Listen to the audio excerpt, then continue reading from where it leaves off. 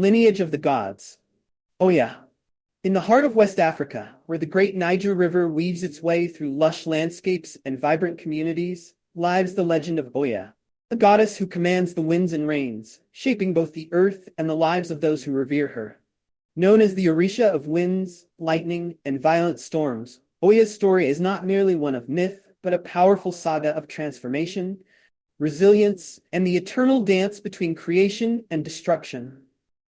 From her connection to the sacred Niger River to her role as a fierce warrior and guardian, Oya's spirit has shaped the land and its people for centuries. The Yoruba people, who dwelled on the banks of the Niger River long before the era of colonial expansion, understood the powerful forces of nature embodied by Oya.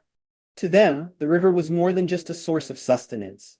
It was a living, breathing force, a divine entity that carried within it the potential for life and the inevitability of change.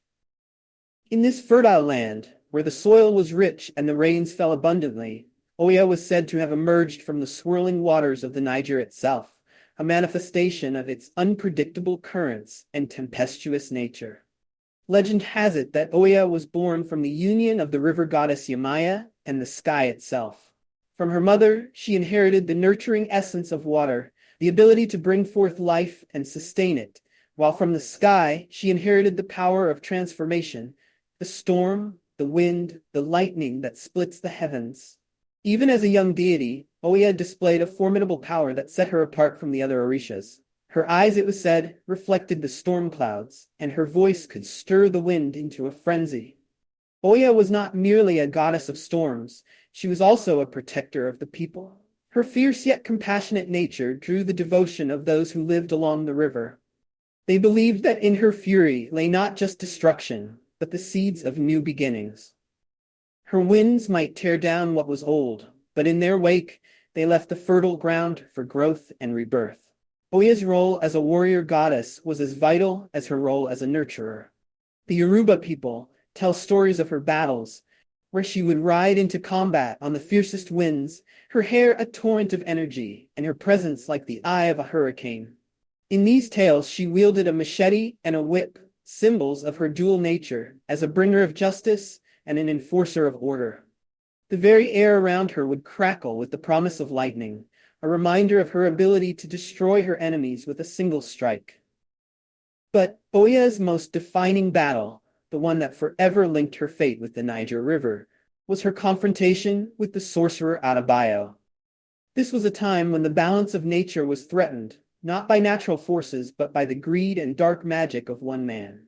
Adebayo, a sorcerer consumed by his desire for power, sought to dominate the Niger River and bend its energy to his will.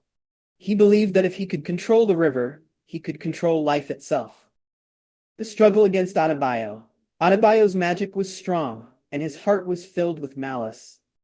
He cast a dark spell over the land, turning the river's waters black and lifeless. The crops withered in the fields, the rains ceased to fall, and the people's joy turned to despair. The vibrant lands that once teemed with life were now haunted by silence. The laughter of children replaced by the cries of the hungry. Desperate, the people gathered at the banks of the Niger, calling out to Oya for salvation.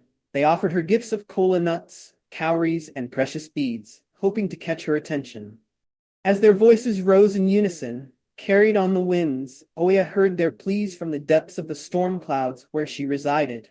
Moved by their suffering, she descended upon the land like a whirlwind, her form illuminated by the flash of lightning that tore through the sky. Oya's confrontation with Adebayo was a clash not just of magic, but of wills.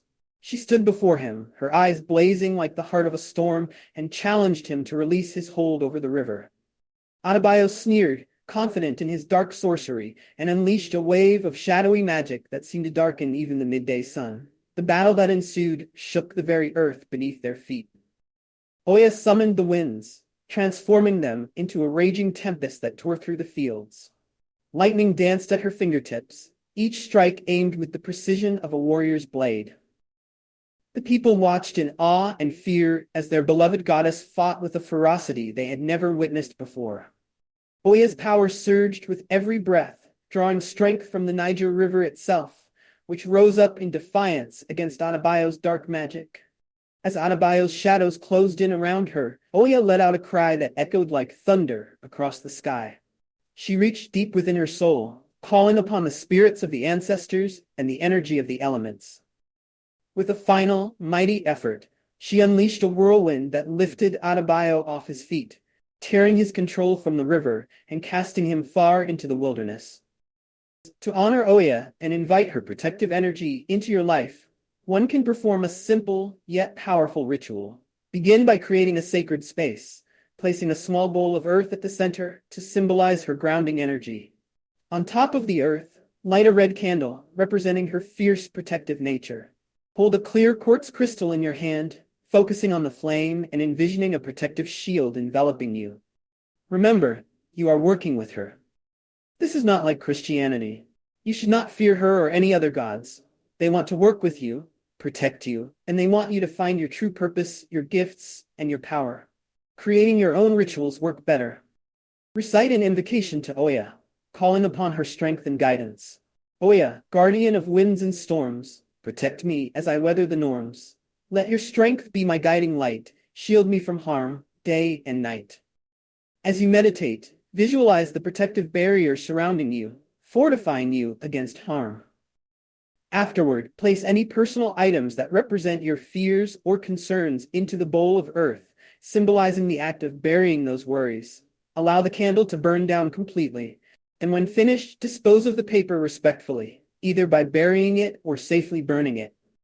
This ritual deepens your connection with Oya, inviting her protective presence into your life while honoring her rich legacy in West African culture.